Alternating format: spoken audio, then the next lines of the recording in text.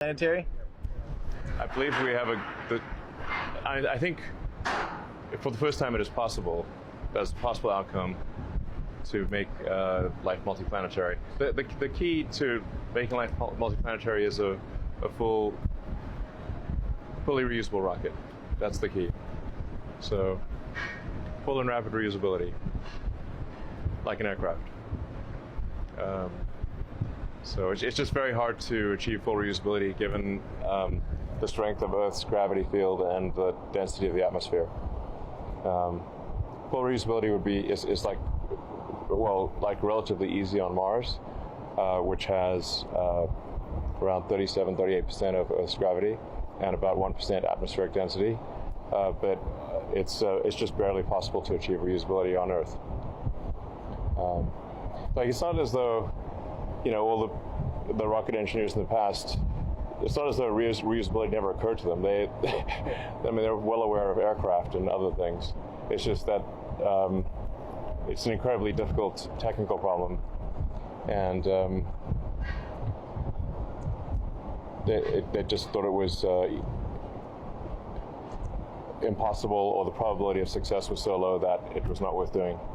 I feel like, I feel like you almost had a bit of a Noah's Ark-esque, if you're going to get biblical aspect of at the last talk, was saying how, if you care about life, then, and the true continuation of life on Earth and continuation of life as a consciousness, then you have to have a sustained planet, another sustained planet off of Earth. And exactly. I mean, I think, if you think really long term, then you realize that eventually there will be some natural disaster, even if it is not made by humans, that destroys all life on Earth. So eventually the sun will expand and evaporate the oceans, and we'll be like Venus, just so hot that no life can really exist, or maybe some chemotropic bacteria, but eventually even they will die. So the only way to prolong life as we know it is for us to become multiplanetary and ultimately multistellar. And if we do not do that, all life on Earth will die. So those who care about life on Earth should really care a lot about life becoming multiplanetary and ultimately multistellar. Well, I think there's a lot of people get attached to this idea that for some reason, SpaceX or other aerospace companies are trying to escape Earth and escape Earth's problems. And I think you put it into a really good perspective that, currently, specifically like NASA's budget's, 0.3% of the, the federal budget. And then let alone, the entire cost of how much we're investing so far in making, getting humans off of Earth and protecting our planet, even with asteroid defense and stuff, is still relatively small. I think people don't understand that. The Earth does not currently have any ability to stop asteroids. Now with Starship, that we then have some ability to stop an asteroid. Actually, technically, a comet would be the real danger, because there are billions, if not more than billions, maybe trillions of objects that are in the outer solar system. Some of them that are very long period comets. An example that most people are probably aware of is Halley's Comet. So, I forget the exact periodicity, but it's slightly under once per century that Halley's Comet comes by. So, there are probably many objects, many comets that have very long periods that we simply don't know exist. And for example, the comet Shoemaker-Levy, when that hit Jupiter, it made a hole in Jupiter the size of Earth. So if that did hit Earth, it's game over. Everything's dead.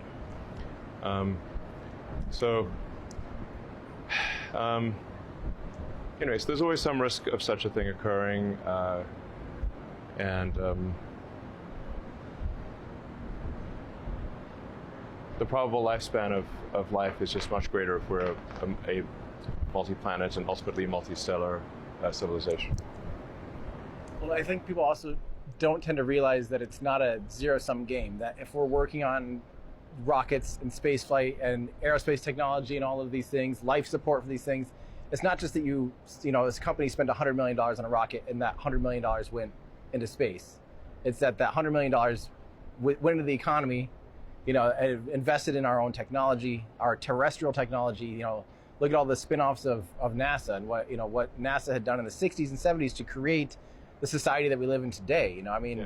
I think people are short-sighted sometimes on the implications that you don't immediately see, those things that you don't immediately grasp, because they're just kind of unknowns at this point. In general, the economy, it's very much a positive sum game, a kind of a growing the pie situation. When people examine their understanding or beliefs of the economy, if they have an implicit assumption that the economy is zero sum, then the only way for one person to get ahead is by taking things from another.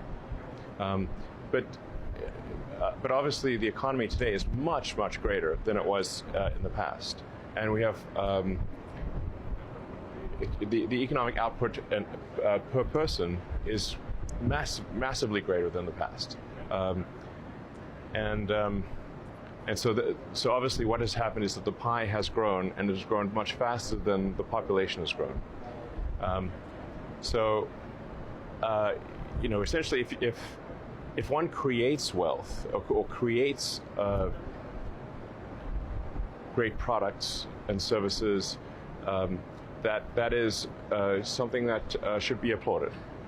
That is, we've effectively increased the standard of living of the country and perhaps of the world. And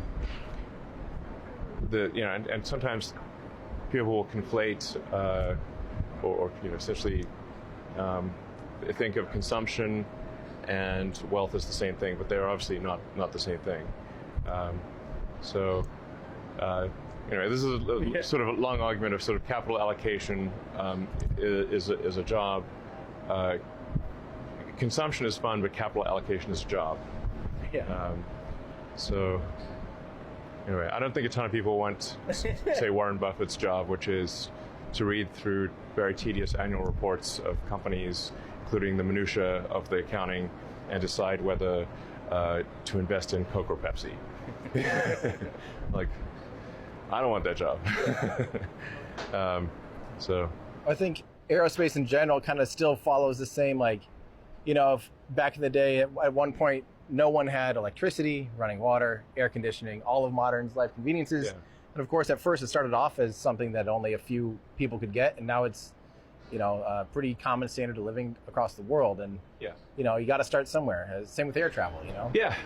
Exactly. Air travel used to be accessible to to very few people. It was insanely expensive and dangerous, and now it is commonplace to fly somewhere.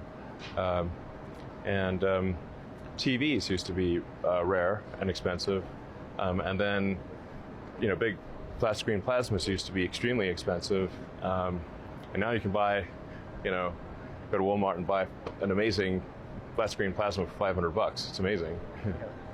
It really is. Yeah. Oh man, I don't want to end the conversation on Walmart plasmas, but at the same time. Yeah.